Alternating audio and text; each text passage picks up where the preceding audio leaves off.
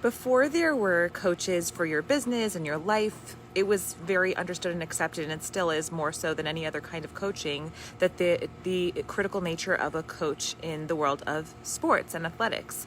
And I think that that's the logic behind hiring a coach, is seeing that if you want to access something truly excellent, if you want to raise your standards of excellence and do something you've never tried to do before, hiring a coach is so critical. And I'm going to bring in the world's most legendary coach. In terms of his advice on the process. And yes, he is a coach in the world of athletics and sports, but ultimately it completely transfers to the process that you may have in your own wellness, in your relationships, and in your business, your mission, whatever that is, your nonprofit. It doesn't really matter what area it is. You can apply this idea.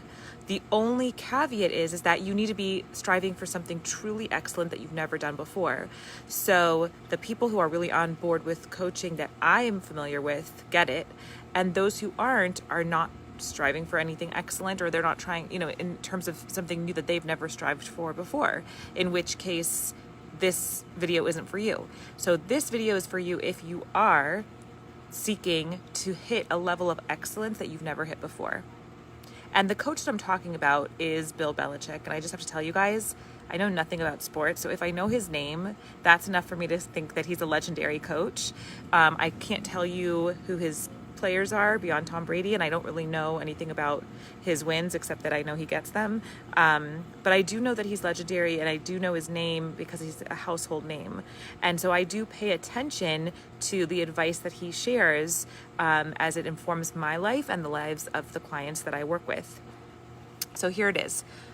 These are 3 things that you can do to enhance your process so much so that you access the level of excellence you want.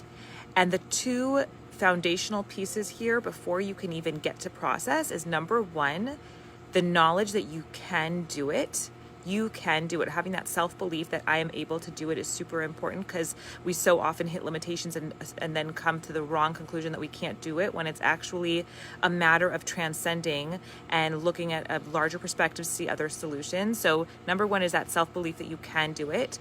And number 2 is that you are worthy of it, that you deserve it, that you get to have success, that you forgive yourself for something that maybe you're holding yourself hostage to, that you're punishing yourself for, but instead you're rather understanding that abundance should be coming your way and you should access it, and you do deserve it, and you are worthy. So A, you can do it, and B, you are worthy. Now let's get into those 3 pieces of the process that are going to really help you. Number 1 is, everyone talks about commitment, the importance of commitment. And you might say, you might meet somebody, fall in love, and decide you're going to get married to that person. And so you commit to them. But that's going to be a really meaningless commitment unless you are willing, and you do, recommit to that person every single day.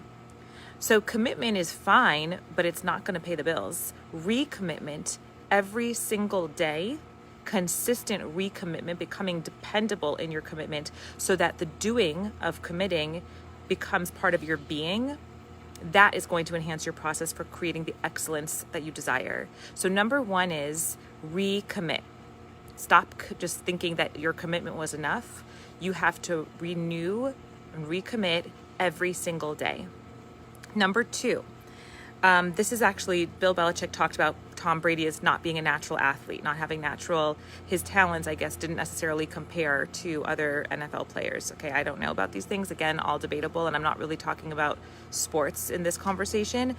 But what he did say is that Tom Brady, he says 2 things. Number 1, he has a mental understanding of the game, and number 2, he really practices the throwing mechanics. So when I hear that, I'm hearing it doesn't matter what your innate talents are, double down on those for sure, but you also need to understand that your constant seeking of understanding of whatever the game is that you want to be involved in, your constant seeking of excellence in wellness or relationships or business and finance, your ability to develop those capabilities and expand yourself to include them, your recommitment to those throwing mechanics, focusing on your form instead and your input every day instead of focusing on the score and the results, that is going to be far more telling to the results than if you were to just be sweating the results. Rather focus on what am I able to do today? How can I recommit today? What are the mechanics I can put in today? How can I tweak those mechanics to completely optimize them? How can I understand the game better? Focusing on that level of input creates the results instead of focusing on the results. Got it? And then the last thing is the game is won or lost before you hit the field, he says.